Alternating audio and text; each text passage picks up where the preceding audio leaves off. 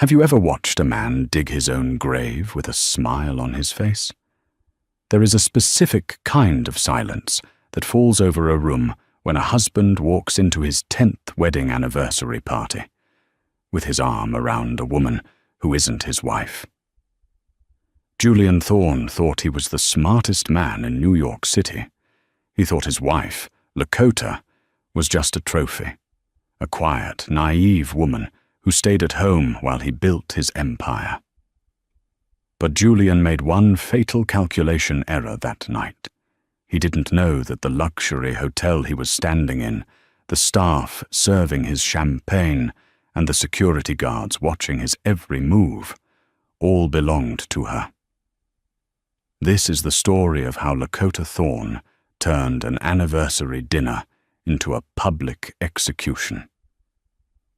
The air inside the grand ballroom of the Stratford Regency smelled of white lilies and impending ruin.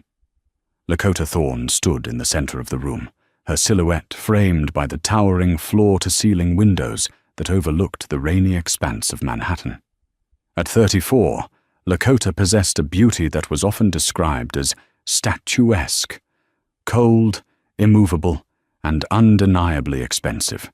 She wore a gown of emerald silk that draped over her frame like liquid armor, the back plunging low to reveal a spine that had never bent for anyone, though her husband, Julian, liked to believe otherwise.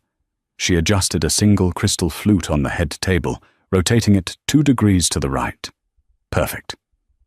Mrs. Thorne? The voice echoed in the cavernous, empty hall. Lakota didn't flinch. She turned slowly to see Marcus Sterling, the general manager of the hotel, walking toward her. Marcus was a man of 50, with silver fox hair and a suit that cost more than most people's cars. He was also the only person in the world who knew the truth about today. "Is everything in place, Marcus?" Lakota asked, her voice smooth, betraying not a tremor of the anxiety that should have been consuming a woman about to blow up her life. "The security team has been briefed," Marcus said, stopping a respectful distance away. He held a tablet against his chest.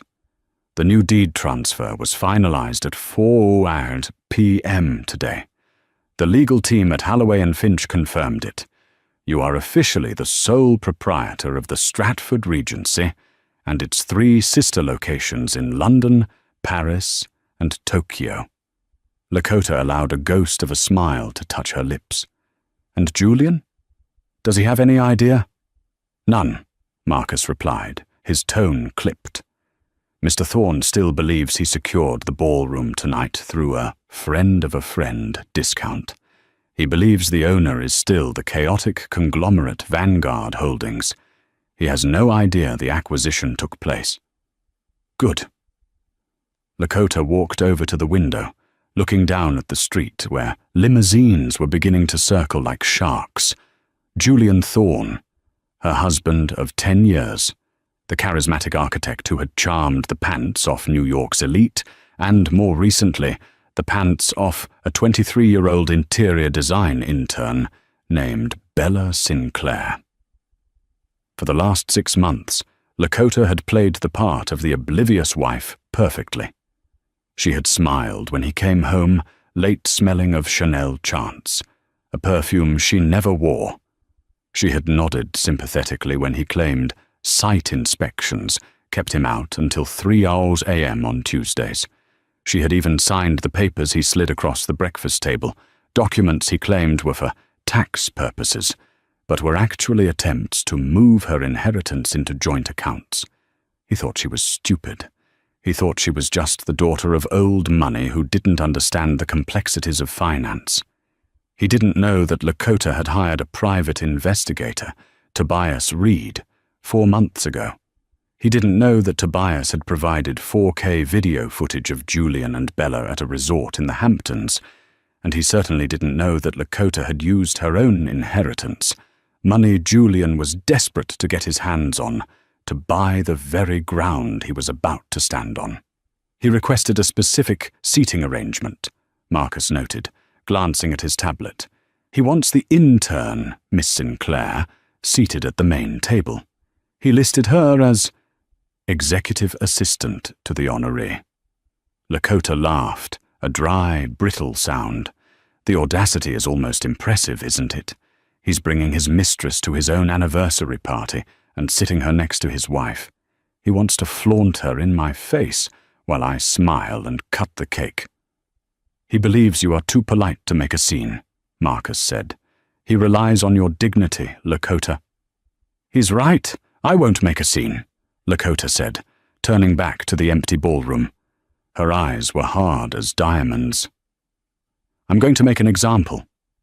She ran a hand over the velvet tablecloth. Marcus, ensure the staff knows the protocol.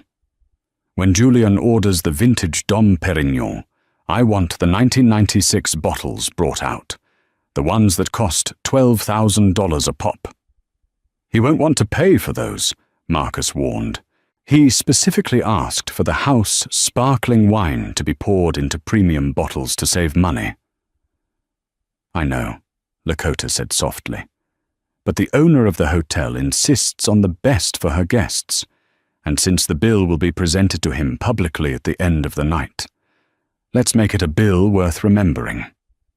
The doors at the far end of the hall opened. The first guests were arriving. Lakota took a deep breath, pulling the mask of the dutiful wife back over her face. The stage was set, the trap was baited, and the rat was walking right in. The lobby of the Stratford Regency was a masterpiece of Art Deco design.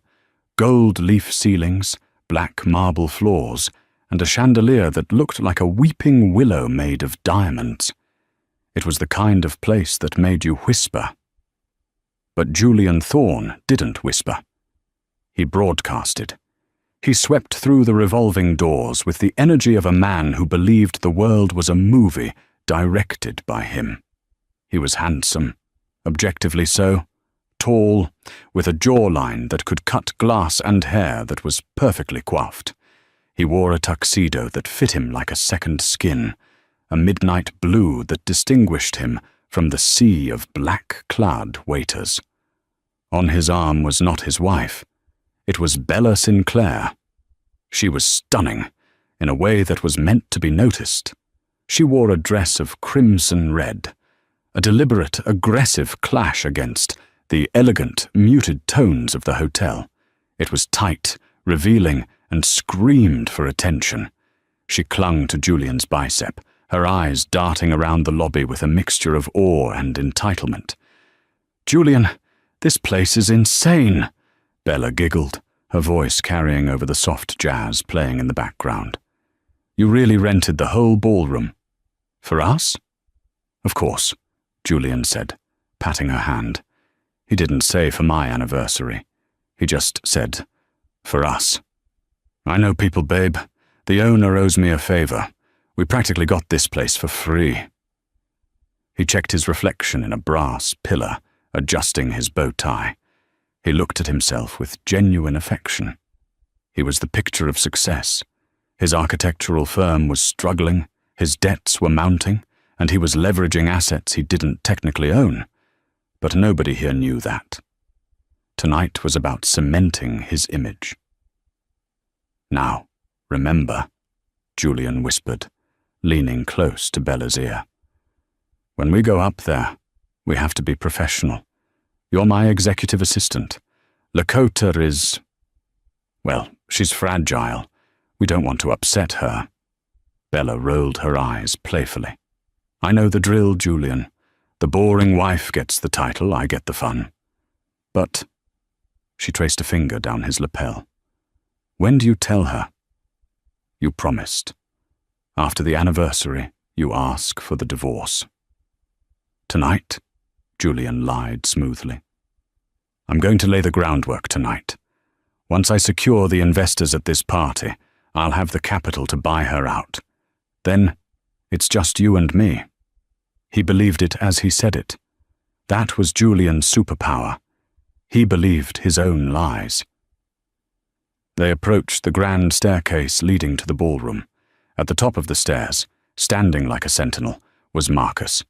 Julian flashed his brightest, most winning smile. "Marcus, good to see you, old man. Everything ready?" Marcus looked down at Julian. His face was a mask of professional indifference, but his eyes were cold. "Mr. Thorne, your guests are already being seated. Mrs. Thorne is waiting for you at the head table." Marcus's gaze slid to Bella. He didn't blink. "And I see you've brought additional staff." Julian's smile faltered for a fraction of a second. "Ah, yes. This is Miss Sinclair, my top assistant, essential for networking tonight. Put her next to me." "As you wish," Marcus said. "Although, I must inform you, there has been a slight change in the hotel's management policy regarding billing. All incidentals must be settled upon conclusion of the event." "Fine, fine," Julian waved him off, annoyed by the mundane details. "Just put it on the corporate tab. Let's go, Bella." Julian led Bella up the stairs, feeling the rush of adrenaline. He loved the danger. He loved the thrill of walking his mistress right past the hotel staff, right toward his wife. It made him feel powerful. It made him feel like a king. They entered the ballroom. The room fell silent for a heartbeat. 200 of New York's social elite turned to look. They saw Julian, the golden boy, and they saw the woman in the red dress clinging to him. Whispers started instantly. It sounded like the buzzing of 1,000 angry bees. "Who is that? That's not Lakota. Is that the intern at his anniversary?" Julian ignored them. He spotted Lakota at the head table. She was standing with her back to the window, the city lights creating a halo around her. She looked regal, distant. He walked up to her, decoupling his arm from Bella's just before he reached the table. "Lakota, darling," Julian said, leaning in to kiss her cheek. He smelled of scotch and audacity. "You look appropriate." Lakota didn't pull away, but she didn't lean in. She let his lips graze her cheek, her skin cool to the touch. She looked at him. Then her eyes shifted slowly to Bella, who was standing awkwardly a few feet away. "Julian," Lakota said. Her voice was low, audible only to him and Bella. "I see you brought work home with you." "Emergency briefing," Julian said quickly, flashing a grin that usually worked on everyone. "Bella has the files for the monolithic project. I figured she could grab a plate while we discuss the renderings with the investors." Bella stepped forward, extending a hand. Her nails were painted the exact same shade of red as her dress. "Happy anniversary, Mrs. Thorne. Julian talks about you, occasionally." It was a dig, a sharp, petty little knife twist. Lakota looked at the extended hand. She didn't take it. Instead, she picked up her glass of water, took a sip, and set it down. "Miss Sinclair," Lakota said, her voice devoid of emotion. "You're wearing red. How brave. I usually reserve that color for the staff uniforms during the holidays." Bella's face flushed pink. Julian stiffened. "Lakota?" "Be nice," Julian hissed under his breath. "She's here to help me secure our future." "Of course," Lakota said, finally smiling. It was a terrifying smile. It didn't reach her eyes. "Please, sit down. I wouldn't want you to miss the show. I have a feeling tonight is going to be very educational for everyone involved." She gestured to the seats. Julian sat at the head of the table, placing Bella to his right. Lakota sat to his left. The dynamic was set. The husband, the wife, and the mistress breaking bread together in front of 200 witnesses. A waiter approached. A young man named Tobias, the very private investigator Lakota had hired months ago, now undercover in a waiter's uniform to gather final audio evidence. "Champagne, sir?" Tobias asked, holding a bottle of the 1996 Dom Perignon. "Yes, pour it," Julian said, not looking at the label. "And keep it coming. We have a lot to celebrate." "We certainly do," Lakota murmured. Watching the golden liquid fill her glass, she raised it slightly, catching Marcus's eye across the room. Marcus gave a barely perceptible nod. He tapped his earpiece. The doors to the ballroom were closed and locked. The trap was sealed. The first course was a lobster bisque with a cognac reduction, served in porcelain bowls that cost more than Bella Sinclair's monthly rent. The ballroom was alive with the low hum of conversation, the clinking of silverware, and the performative laughter of the wealthy. At the head table, however, the air was thick enough to choke on. Julian Thorne was in his element, or at least he thought he was. He leaned back in his chair, one arm draped over the back of Bella's seat, a gesture so casual yet possessive that it made the wife of Senator Harrison, seated across from them, raise a perfectly manicured eyebrow. "You see, Senator," Julian said, gesturing broadly with a breadstick, "architecture isn't just about buildings, it's about legacy. It's about leaving a mark on the skyline that says, 'I was here.' That's what I'm doing with the Skyline project. We break ground next month." "Is that so?" Senator Harrison asked, his tone dry. He glanced at Lakota. "I was under the impression that financing was still pending." "Mere formalities," Julian waved a hand dismissively. "The banks are lining up. Actually, Bella here has been instrumental in organizing the pitch decks. She's got a real eye for aesthetics." Bella beamed, interpreting this as her cue to speak. She had already finished 2 glasses of the Dom Perignon and was feeling loose. "Oh, absolutely. Julian is a genius. I just help him unlock his potential. You know, sometimes men just need a muse to really get the creative juices flowing." She placed a hand on Julian's thigh under the table. She thought she was being subtle. She wasn't. Lakota saw it. The senator saw it. The waiters saw it. Lakota sliced her bread with surgical precision. "A muse," she repeated, the word tasting like ash. "Interesting choice of words, Miss Sinclair. In Greek mythology, the muses were often tragic figures. They inspired great works, usually before being discarded when the artist moved on to the next shiny thing." Bella's smile faltered. "I think you're confusing them with someone else. I'm more of a partner." "A partner," Lakota mused, looking directly at Julian. "Julian, are we taking on new partners? I thought the firm was a sole proprietorship." Julian stiffened. He hated when Lakota talked business. He preferred her silent and decorative. "It's a figure of speech, Lakota. Don't be pedantic. You're boring the senator." "On the contrary," Senator Harrison said, looking at Lakota with newfound interest. "Mrs. Thorne seems to have a very sharp grasp of the situation." At that moment, the sommelier arrived. He was a tall, severe Frenchman named Jean-Luc, who had worked at the Stratford Regency for 20 years. He held a bottle of red wine, a 1982 Chateau Margaux, cradled like a newborn baby. Julian's eyes lit up. "Ah, the red. Finally. Pour it here, my good man." He tapped his glass impatiently. Jean-Luc didn't move. He stood perfectly still, his eyes fixed somewhere above Julian's hairline. "Monsieur," Jean-Luc said, his accent thick and unyielding. "I'm afraid there is a misunderstanding. This bottle is not for you." Julian blinked. The table went quiet. "Excuse me? I ordered the best red you have. That looks like the best." "It is the best, monsieur," Jean-Luc replied smoothly. "But this vintage is reserved specifically for the owner of the hotel. It is not on the public menu." Julian laughed, a nervous barking sound. "Well, I'm sure the owner won't mind. I'm Julian Thorne.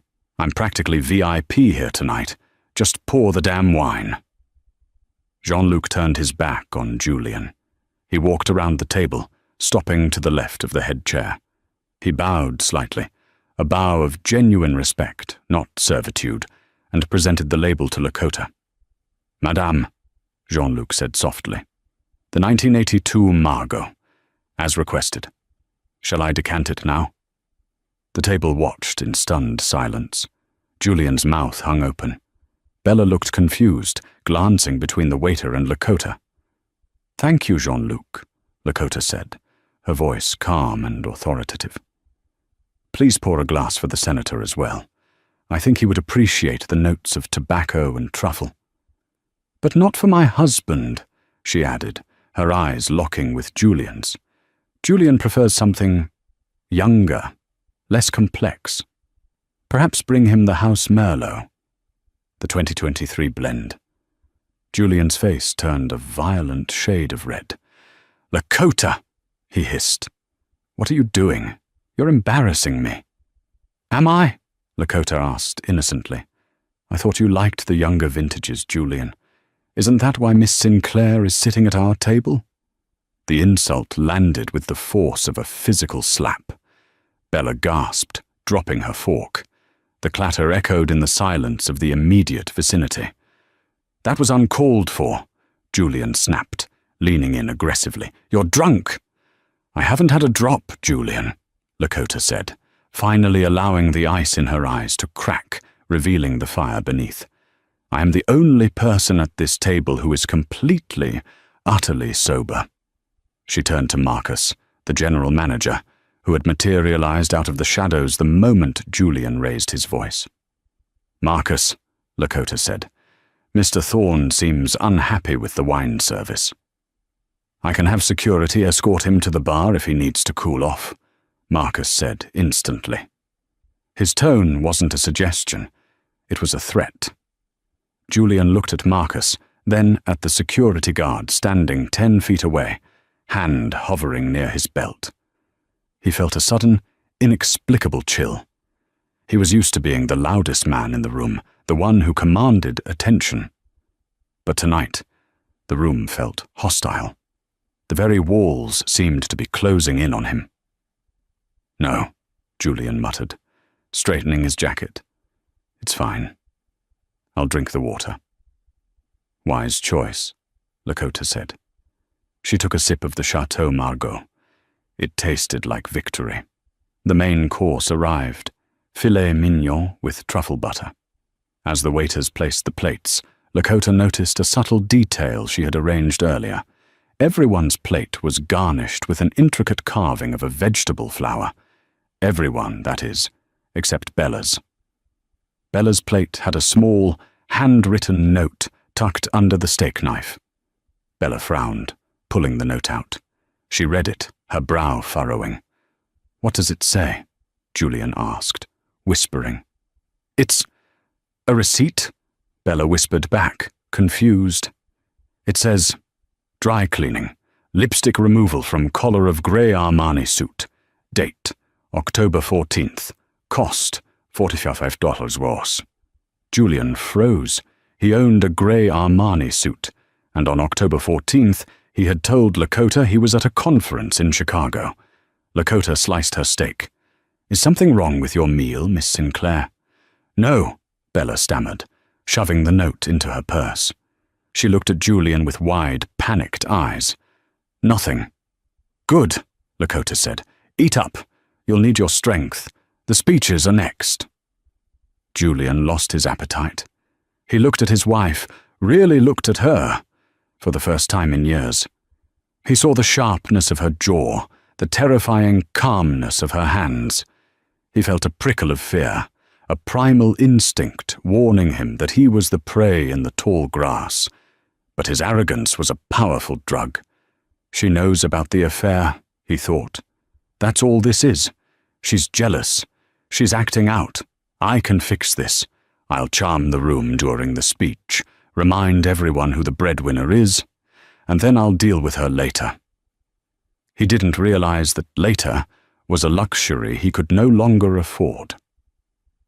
The lights dimmed. The chatter in the ballroom subsided as a spotlight hit the small stage set up near the head table. Marcus walked to the microphone. "Ladies and gentlemen, family and friends, welcome to the Stratford Regency. We are gathered here to celebrate 10 years of marriage between Julian and Lakota Thorne. A decade of partnership. He paused on the word partnership with a dryness that suggested it was a legal term rather than a romantic one. "Please welcome," Marcus continued, "Mr. Julian Thorne." Applause rippled through the room. It was polite, dutiful. Julian stood up, buttoning his jacket. He squeezed Bella's shoulder, a reassurance for her, or perhaps himself, and walked to the stage. He took the microphone, flashing his signature grin. It was the grin that had sold shaky investment plans to half the people in the room. Thank you," Julian began, his voice booming. 10 years, a decade. They say marriage is a marathon, not a sprint. And let me tell you, I've been running hard. A few chuckles from his boys at table 5. "When I met Lakota," Julian continued, glancing back at the table where his wife sat like a stone statue. She was a shy girl. She didn't know much about the world. I like to think I've helped her grow. I've built a life for us. I've built a company from the ground up, the Thorne Architecture Group, which is about to change the face of New York. He paused for effect. But behind every great man there is a woman who keeps the home fires burning. Lakota, thank you for managing the house while I was out conquering the world. It was a condescending, dismissive speech. He was erasing her. He was painting himself as the titan and her as the domestic accessory. And, Julian added, his eyes drifting to Bella, I want to thank my incredible team, specifically my executive assistant, Bella Sinclair. Stand up, Bella. The room went deadly silent. Bella hesitated, then stood up slowly. Her red dress was a beacon of impropriety. She gave a small, awkward wave. Bella has been my right hand, Julian said, oblivious to the tension. She's the future of the firm. Here's to the next 10 years, to growth, to Thorne architecture. He raised his glass. About a third of the room raised theirs. The rest looked at their shoes. Julian walked back to the table, beaming. He sat down and whispered to Lakota, See, that's how you handle a room. Lakota didn't look at him. She simply stood up. She didn't wait for an introduction. She didn't wait for the applause to die down. She walked to the microphone with a grace that was almost predatory. She adjusted the stand as it was set too high for her. Julian had never considered her height. Thank you, Julian, Lakota said. Her voice was different now. It wasn't the soft, submissive voice of the housewife. It was lower, richer. It commanded the room instantly. Julian spoke about the last 10 years. Lakota began, looking out at the crowd. He spoke about building things, about legacy, and it got me thinking about the nature of construction. You see, to build something that lasts, you need a solid foundation. If the foundation is rotten, no matter how beautiful the facade is, the structure will collapse. She looked back at Julian. He was frowning, a glass of water halfway to his lips. Julian mentioned his firm, Lakota continued. He mentioned his hard work.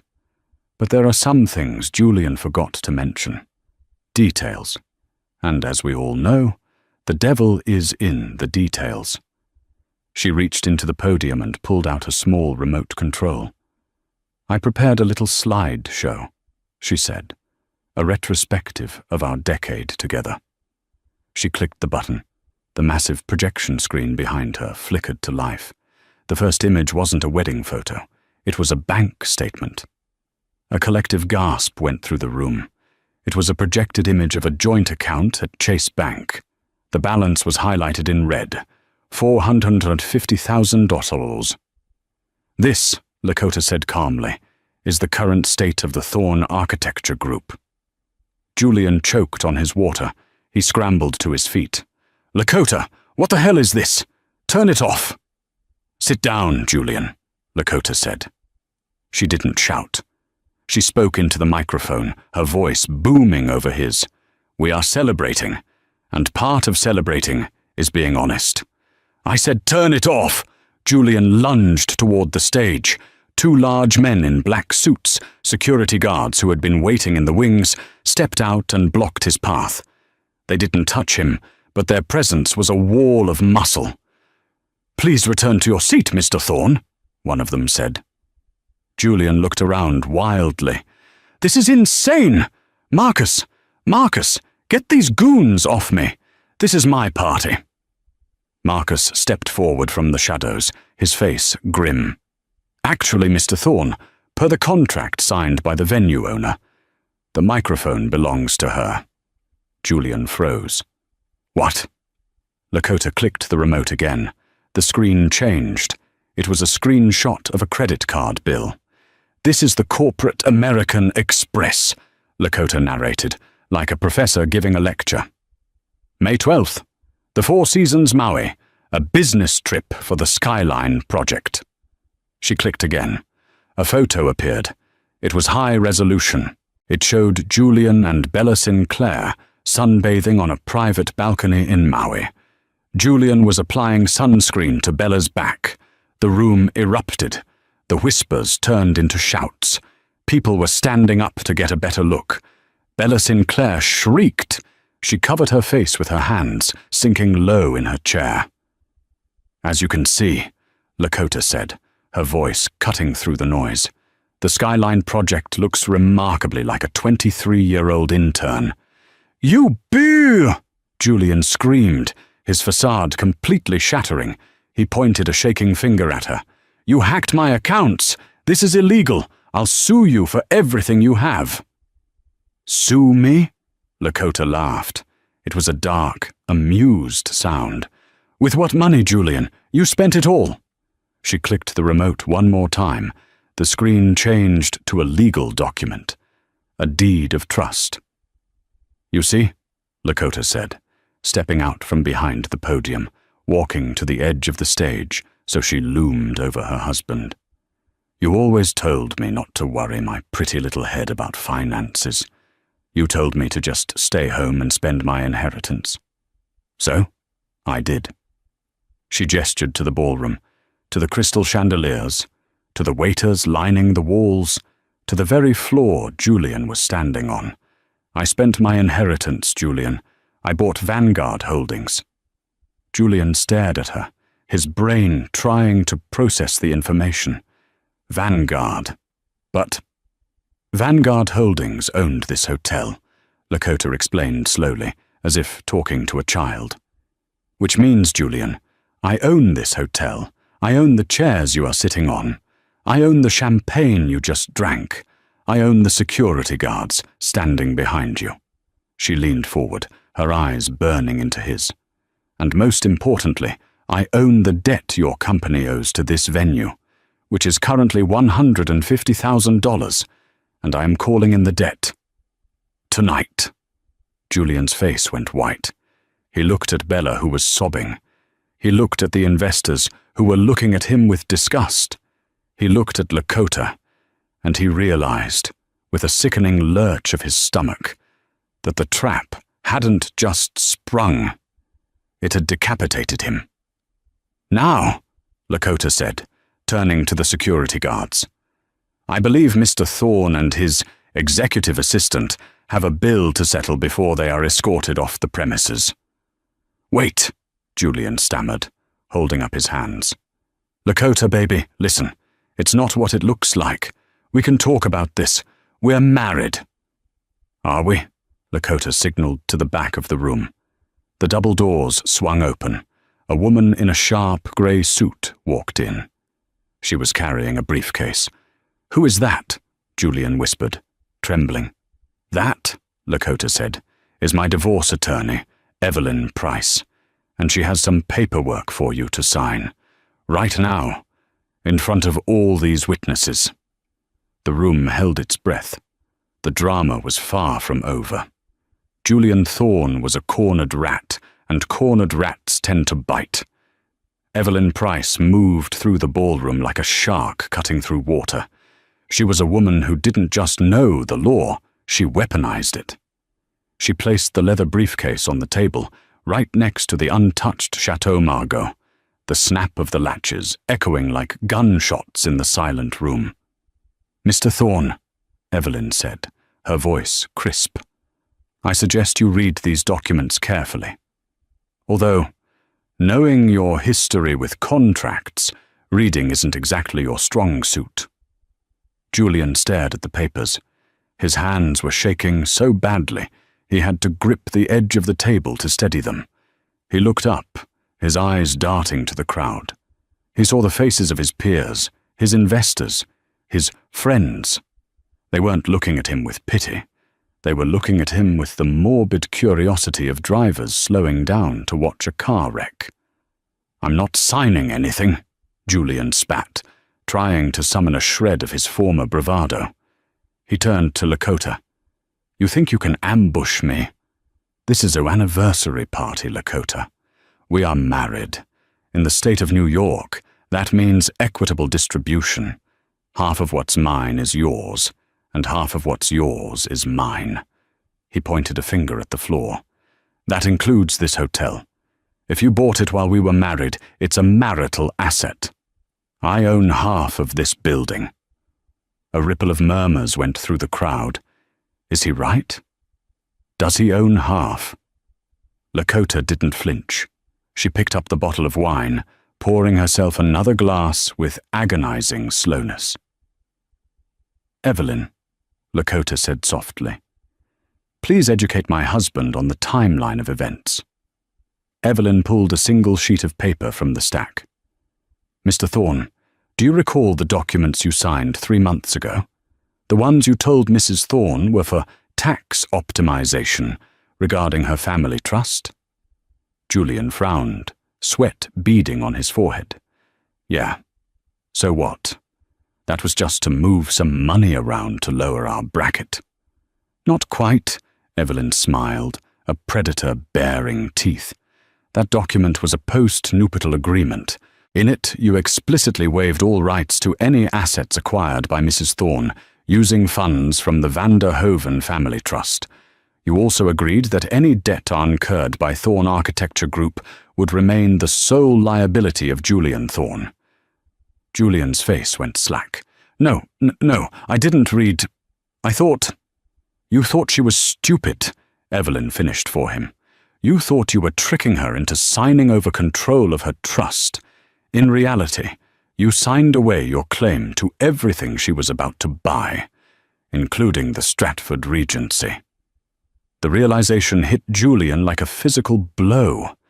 He staggered back, knocking into his chair. "And," Evelyn continued, twisting the knife, "there is an infidelity clause, a rather robust one.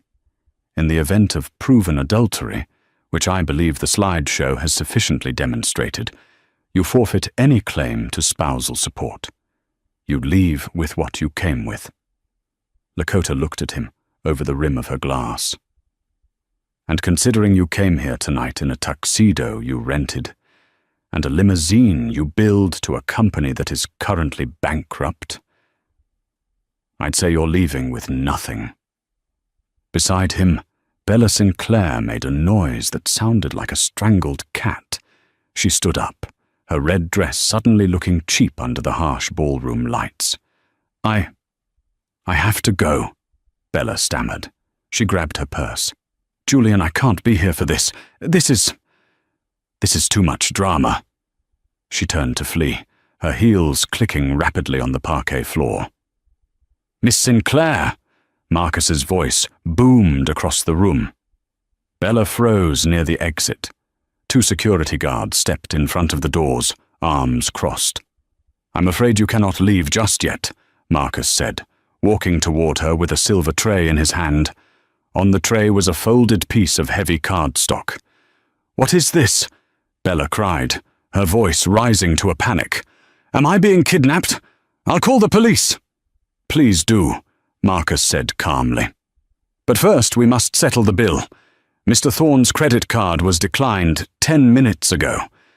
Since you are listed as the executive assistant and the secondary contact for the event booking, and since you have consumed— let's see. Marcus opened the bill. 3 bottles of Dom Perignon, the lobster bisque, the filet mignon, and a significant amount of the hotel's oxygen. The total comes to $12,400. Bella's jaw dropped. I don't have that kind of money. I'm an intern. An intern wearing Louboutins, Lakota noted from the head table, her voice carrying clearly. Perhaps Julian can help you? Oh, wait. That's right. Bella whipped around to face Julian. The adoration in her eyes had vanished, replaced by pure, unadulterated venom. You said you were rich, she shrieked, pointing a manicured finger at him. You said she was a boring housewife who didn't know how to spend money. You said you owned the city. Bella, baby, calm down, Julian pleaded, holding his hands up. It's a temporary cash flow problem. I can fix this. I just need to make a few calls. You're a fraud, Bella screamed. She reached into her purse and pulled out a diamond bracelet he had given her. She threw it at him. It bounced off his chest and clattered onto the floor. Take your fake jewelry back. Actually, Lakota interjected smoothly, that bracelet is real. He bought it with the down payment for the Riverside Orphanage project, which, coincidentally, never broke ground. The room gasped again. Senator Harrison, who had been watching the proceedings with a face like thunder, stood up. Julian, the senator barked. His voice was the kind that commanded Senate floors. Is that true? The Riverside funds? That was a municipal grant. Julian looked at the senator, terror in his eyes. Senator, listen. Funds are fungible. It's all part of the liquidity cycle. You stole money from orphans to buy your mistress diamonds? Senator Harrison asked, his voice shaking with rage. I'm pulling the endorsement, and I'm calling the district attorney. No! Senator, wait! Julian lunged toward the senator, desperate to stop the one man who could shield him. Restrain him, Marcus ordered. The security guards moved in. Julian swung wildly, his fist connecting with the shoulder of a guard. It was a mistake. Within seconds, Julian Thorne, the man who thought he was a king, was pinned face down on the table, his cheek pressed into the remains of his lobster bisque. Lakota stood up slowly. She walked over to where her husband lay, pinned amongst the silverware. She looked down at him, her expression one of mild distaste, as if she were looking at a stain on the carpet. Get him up, she said. The guards hauled Julian to his feet. His bow tie was crooked, his suit was stained with soup, and his hair was a mess. He looked broken. Lakota, he wheezed. Please don't do this. I'm your husband. You were my husband, Lakota corrected. Now you're just a trespasser. She turned to Marcus. Marcus, throw them out. Both of them. Wait, a voice called out from the side of the room. Not just yet. It was Tobias, the waiter. He had removed his white serving jacket, revealing a badge clipped to his belt. He walked toward the head table, pulling a pair of handcuffs from his back pocket. The drama had just shifted from civil to criminal. The silence that fell over the ballroom was absolute. Even the breathing of the guests seemed to stop. Julian stared at the badge on Tobias's belt. It wasn't a private investigator's badge. It was federal. Tobias Reed, the man said, his voice calm and professional. FBI, White Collar, Crimes Division. Julian's knees buckled. The security guards had to hold him up. FBI, for a divorce. This is entrapment. This isn't about the divorce, Mr. Thorne, Tobias said, stepping closer. Although Mrs. Thorne's cooperation was instrumental in our investigation, this is about the Skyline Project, and the Riverside Orphanage, and the $3 million in investor funds that you wired to offshore accounts in the Caymans. Tobias looked at Bella. And Miss Sinclair? You're listed as the signatory on 2 of those shell companies. Sinclair Consulting, I believe.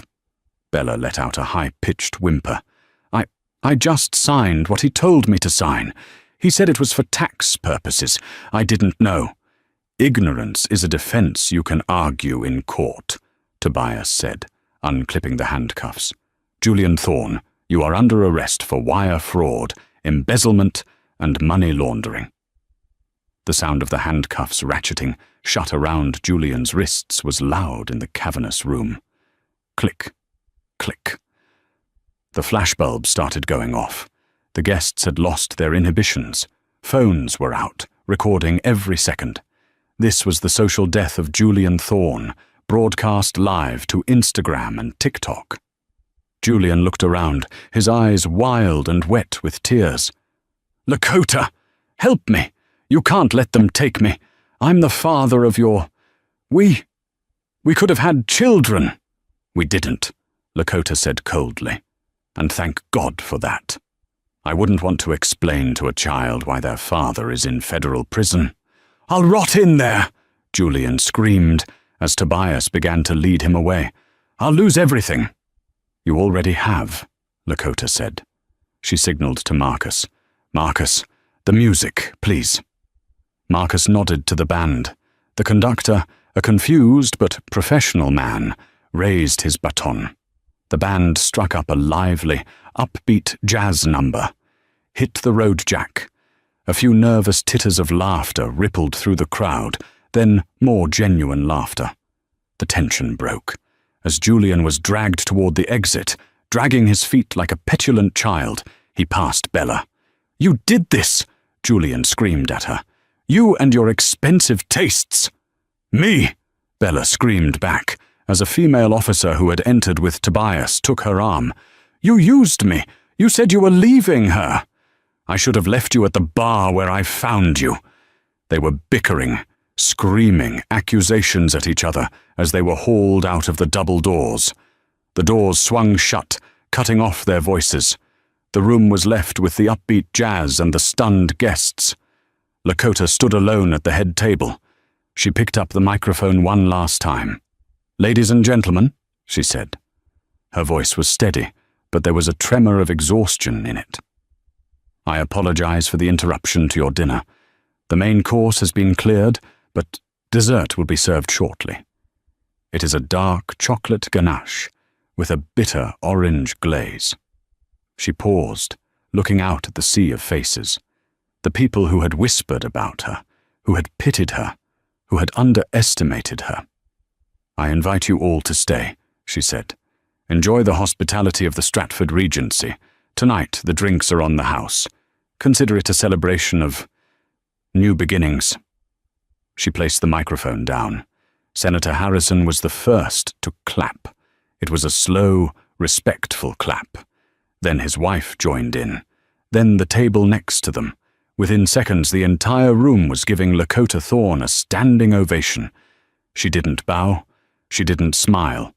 She simply nodded, acknowledged Marcus, and walked off the stage. She exited the ballroom through a side door, leaving the noise of the party behind.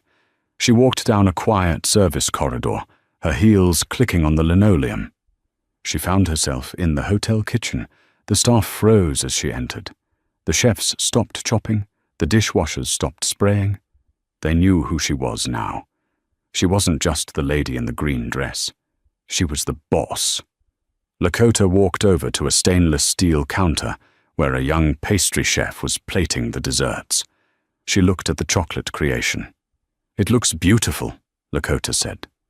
Thank you, madame, the chef stammered. What is your name? Leo, madame. Leo, Lakota said, taking a deep breath. Make sure everyone gets a slice and send a bottle of the 1982 Margot to the staff break room. You all handled the service impeccably tonight under difficult circumstances. Yes, madame. Thank you, madame. Lakota turned and walked toward the freight elevator. She didn't want to go back to the penthouse yet. She didn't want to go back to the empty house in the suburbs. She pressed the button for the roof. The elevator rattled upward. When the doors opened, the cold night air hit her face. It was raining, a soft, cleansing drizzle. Lakota walked to the edge of the roof, looking out over the glittering skyline of Manhattan. She saw the construction cranes, the streams of traffic, the endless lights. She reached into her clutch and pulled out her wedding ring. It was a large diamond, flashy and ostentatious, exactly the kind of ring Julian had wanted her to wear so people would know he was successful. She looked at it for a long moment. She didn't feel sad. She didn't feel angry. She felt light. She didn't throw the ring off the roof. That would be dramatic, and she was done with drama. It would also be wasteful, and she was a businesswoman now. She put the ring back in her purse. I'll sell it, she thought, and I'll donate the money to the actual Riverside orphanage. Her phone buzzed. It was a text from Evelyn. Message: he's in custody. Bail denied. Bella is cooperating for a plea deal. It's over, Elle. You're free. Lakota typed back. Thank you. She put the phone away and looked at the city. She owned a hotel. She had rid herself of a parasitic husband. She had her dignity. But there was one loose end. One final twist that even Julian hadn't seen coming. She turned away from the ledge and walked back to the elevator. Waiting for her there was a man. He wasn't a waiter. He wasn't a lawyer. It was Marcus. But he wasn't wearing his manager's uniform. He was wearing a trench coat, holding an umbrella. Did he suspect anything? Marcus asked quietly. About the ownership? No, Lakota said. And about us? Marcus asked. Lakota smiled. It was the first genuine smile she had worn all night. It reached her eyes, softening the hard lines of her face. Julian was so busy looking at himself, Marcus, she said, stepping under the umbrella he held out for her. He never noticed that his wife and his general manager have been meeting for coffee every Tuesday for the last 2 years. Coffee, Marcus chuckled, and strategy. Mostly strategy, Lakota admitted. But I think, starting tomorrow, we can stop talking about Julian Thorne. Agreed, Marcus said. He pressed the button for the lobby. Where to, boss? Home, Lakota said. I have a company to run in the morning. As the elevator doors closed, shutting out the rain and the city, Lakota Thorne finally relaxed. The anniversary was over. The marriage was dead. Long live the Queen. And that, ladies and gentlemen, is exactly what happens when you mistake silence for weakness. Julian Thorne walked into that ballroom thinking he was the king of the castle, completely unaware that he was standing on a trapdoor that his wife had spent months building. It wasn't just a divorce, it was a corporate dismantling. Lakota didn't just take his money, she took his pride, his reputation, and his freedom, all without ever raising her voice above a conversational volume. What makes this story so satisfying isn't just the money or the hotel ownership. It's the patience. Think about the discipline it took for Lakota to sit there for months, watching him lie, watching him drag his mistress around town, all while she secretly held the deed to his entire existence. She gave him enough rope to hang himself, and he did it with a smile on his face. It's a brutal reminder that the most dangerous person in the room is never the loudest one. It's the one who knows everything and says nothing until the check comes due. And that final twist with Marcus? It proves that Lakota wasn't just reacting to a bad husband. She was curating a better life, piece by piece, right under his nose. Now, I need to know your thoughts, because my jaw is still on the floor. If you felt a rush of satisfaction when Lakota revealed the bank account balance on the big screen, do me a huge favor and smash that like button right now. It helps the algorithm find more people who appreciate a good justice story. And here is the question of the day for the comment section. If you were in Lakota's shoes, would you have done what she did and had him arrested publicly? Or would you have just taken the money and vanished quietly? Let me know in the comments below. I read every single one. If you crave more stories about betrayal, karma, and high-stakes drama, make sure you subscribe to the channel and turn on the notification bell.